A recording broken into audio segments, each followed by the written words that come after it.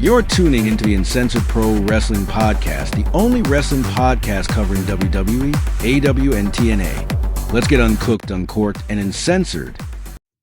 What's up, everybody? You are checking out the Uncensored Pro Wrestling Podcast. I'm your host, the Hot Commodity, and I'm joined by my own Hot Commodity, here as well. What's up?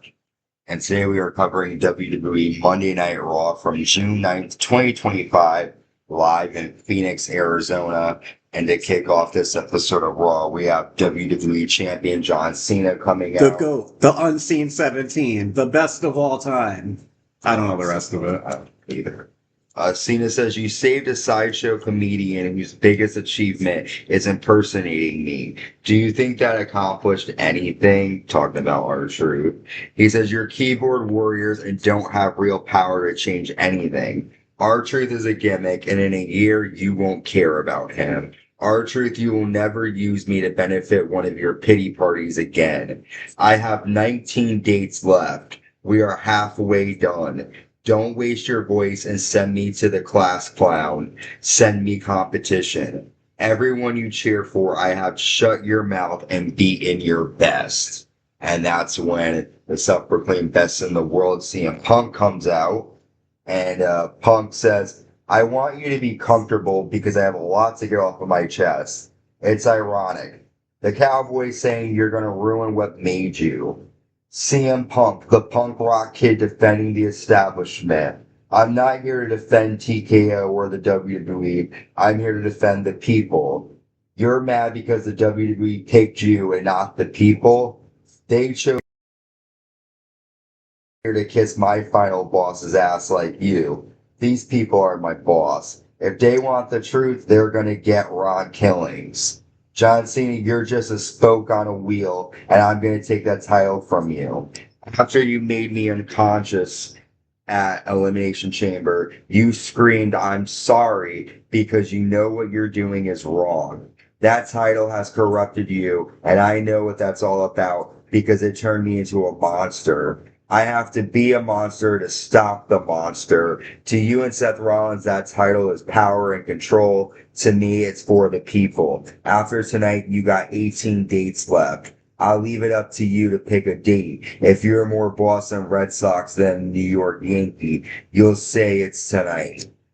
And then Cena grabs the mic and he says, "John Cena versus CM Punk, one final match. Let's do it, but not tonight. If you want me, you're going to have to follow me to Saudi Arabia, and we're going to do it at Night of Champions." And then that's when Mr. Money in the Bank, Seth Rollins, comes out with Braun Breaker, Bronson Reed, and Paul Heyman, as Rollins holds up the Money in the Bank contract. A lot to unravel here. So we have CM Punk versus John Cena at Night of Champions. Cena made a lot of good points. He said that R-Truth is just going to be a gimmick that you're not going to care about in a year, which, you know, I'm sure prior to us seeing Ron Killings later, I believed. And then CM Punk came out and basically told him, like, yeah, WWE chose you, but the entire time the fans hated you, which is a true statement. He got booed out of every arena. And CM Punk was always the anti-hero that everybody really liked and loved, and John Cena was looked at as the corny, white bread Superman character, you know? So that was a good call back to that. I did find it interesting that Punk mentioned that Cena said he was sorry to him. That could be a way to get Cena to sort of turn babyface towards the end of his run, that maybe he knows what he's doing is wrong. But my only wonder there is, he only has 18 dates left. How is he really going to turn the ship around? Like, what's going to happen to make John Cena turn good? But I am excited for Night of Champions. I also think it's interesting because a couple of years ago, CM Punk made a comment on Twitter, I think it was The Miz, saying, "Go kiss Saudi Arabia's ass," or whatever. So CM Punk is famously known for not wanting to go there. But we'll see. And then, of course, Seth Rollins coming out. But what did you think of all this? Yeah, I was just thinking in my head that when he first started, so he's had like 36, it was like up to 36, and he's only had 3 matches. So that's like 1 match every 12 appearances. Or like 8. So like, if we're lucky, if we're lucky, we've got 4 more matches with him. So, like, I agree. Like, don't bring him the last clown. You know, like, I'm excited to see him against Punk, and I hope the other 2 to 4 matches he has left are against, you know, real competition. And I wonder the same thing. Is he going to turn it around? They do, like, make a point. There's a lot of videos out of after every match he's had so far, when he's walking out, he either has a tear in his eye or he stops and turns around and looks sad. So I do feel like they're setting up some type of a face turn for him. Yeah, but like, I just don't know how. the only thing is that's going to be dumb, because if he does turn babyface, like, what was this all for? And like, why would we believe anything he's saying? It's like weird. It was really weird that they did this, but I do think it's cool that it's like you're seeing Cena fight his like greatest rivals throughout the decade. You know, Randy Orton, CM Punk, even R-Truth. He fought him, you know, in 2011. So that's kind of cool. Our first match of the night. Hold on, didn't The Miz cash in on John Cena? I think John Cena or somebody else, but I know the Miz fought John Cena at WrestleMania though. Chad Gable with American Made taking on AJ Styles here. Gable lands a German suplex and a flying headbutt for a 2 count. AJ takes out the Creed brothers on the floor and lands a Styles splash, and AJ Styles is on a winning streak here, defeating Chad Gable. And Chad Gable keeps losing, and the commentators just keeps talking about how the only way Gable gets wins is if he's El Grande Americano, but basic opening match here. There was another El Grande Americano spoiler today, because a few people ordered El Grande Americano masks, and when you get them from WWEshop.com, the sticker on them says Chad Gable. Oh. Yeah. Interesting. So we'll have to see if that is Chad Gable under the map. We'll see. Our first Queen of the Ring qualifying match takes place. We have one half of the women's tag team champions, Liv Morgan, taking on Kairi Sane, Roxanne Perez, and Rhea Ripley in a fatal 4-way here. Rhea lands a riptide to Liv, but Raquel Rodriguez comes out and pulls Rhea Ripley out of the ring. Perfect timing. Kairi Sane hits a flying elbow to both Raquel Rodriguez and Rhea Ripley on the floor, and then Kairi hits an insane elbow to Liv, but Roxanne Perez rolls up Kairi Sane, and Roxanne Perez advances to the Queen of the Ring tournament. What you think of this fatal 4-way? And also, like, this impending rivalry between Rhea and Raquel and Roxanne and Liv. Rhea and Liv. Yeah. Yeah. This match was really good. It stirred up a lot. Definitely with Liv and Roxanne, and even Rhea got to get her hands on Liv once again. I thought that Rhea would have a chance at Queen of the Ring, but I guess I was wrong. I definitely could see Roxanne getting it. They're really pushing her, and she's really good. And I don't know. I have a feeling she might be Dirty Dom's next girlfriend, next victim. Well, WWE Women's Intercontinental Champion Becky Lynch comes out, and Becky says, "The best this title got is me. I should be happy. But that bird lady liar ruined everything. She was so upset I proved I was the better woman. I thought she dislocated my shoulder when she hit me with a German suplex. She tried to kill me. I want this crazy bird lady to apologize and raise my hand the right way." Lyra comes out fuming. She looks like she's about to lay an egg. And then Bayley comes out from behind Becky Lynch and attacks her. Becky runs off after she gets hit by Bayley. Lyra tosses Becky back into the ring, and Bayley continues to assault Becky Lynch. Finally, Bayley is back. I thought she was going to return at Money in the Bank, but she's out for revenge for Becky Lynch.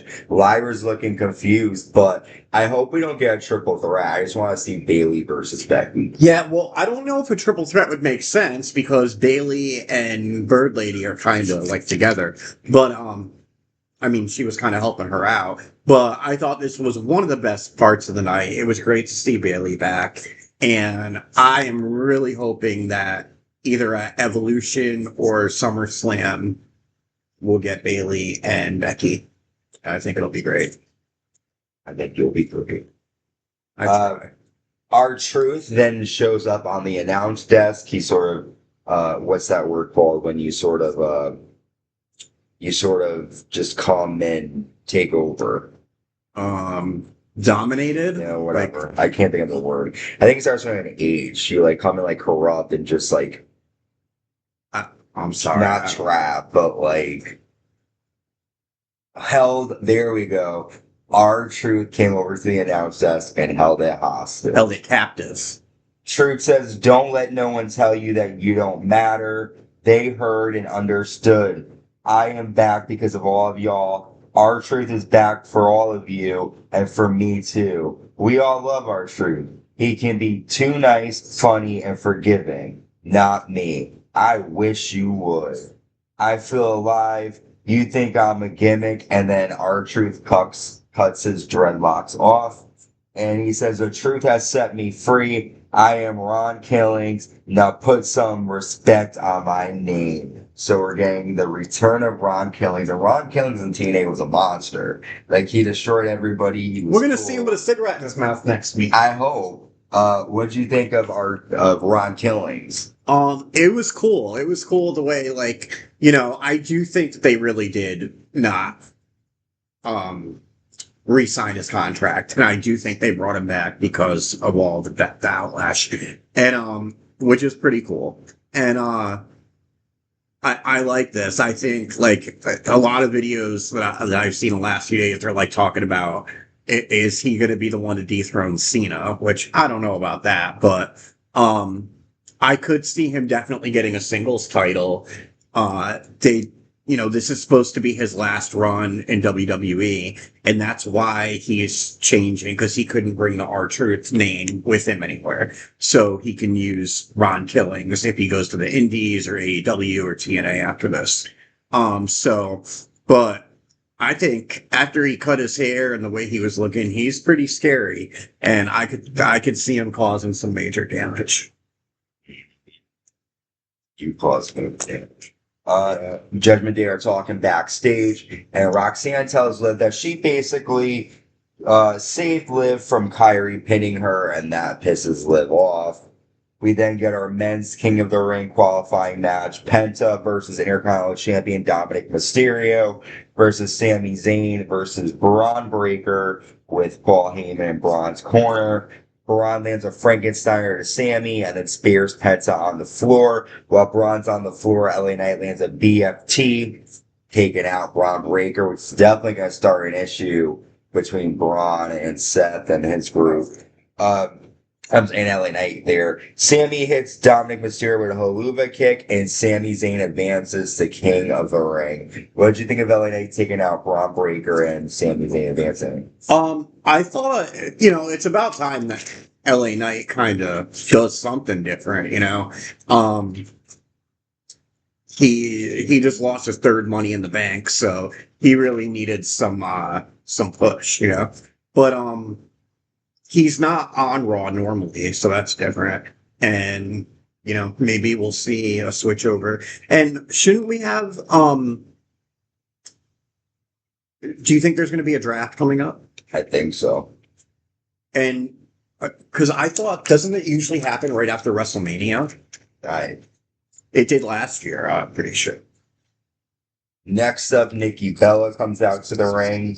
And Nikki says, I'm here to talk about WWE Evolution. I remember main eventing the first one. We couldn't be more proud of the women. And she goes to list off some of the current wrestlers. And that's when Liv Morgan comes out. Liv says, you better mention me because I'm the most talented woman here. You're lucky I wasn't around during your career. You're jealous of me because I have everything that you don't. I have respect, a title, and a man. And Nikki says, I get it. You lost tonight. I'm trying to figure out, though, who your man belongs to. Congratulate her on taking your title shot and your man. And then Liv Morgan lays out Nikki Bella with an oblivion. And clearly these two are headed to a match at Evolution.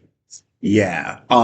Nikki definitely won as far as the promo war. Mm-hmm. she kind of laid her out, but I don't know if Nikki Bella could beat Liv Morgan. I don't know about that. But I'm definitely excited for Nikki to be back, and it's always cool to see, people we haven't seen in a while, and, it brings back some nostalgia.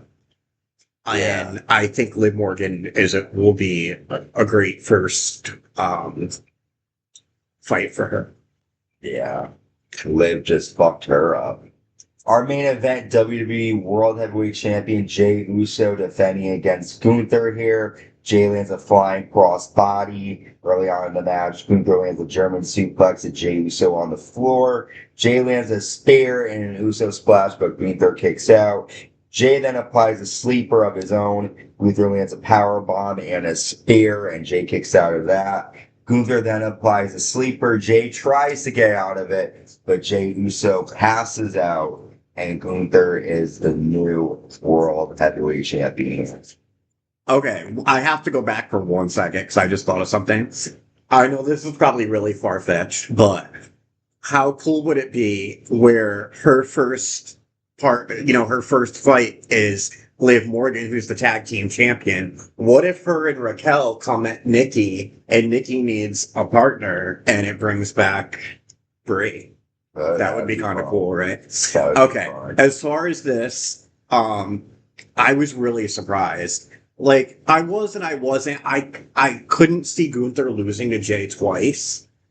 But at the same time, I definitely thought his run would last a little longer.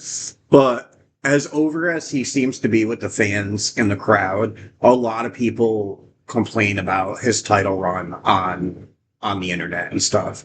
Like, I love Jey Uso and everything, but he's not.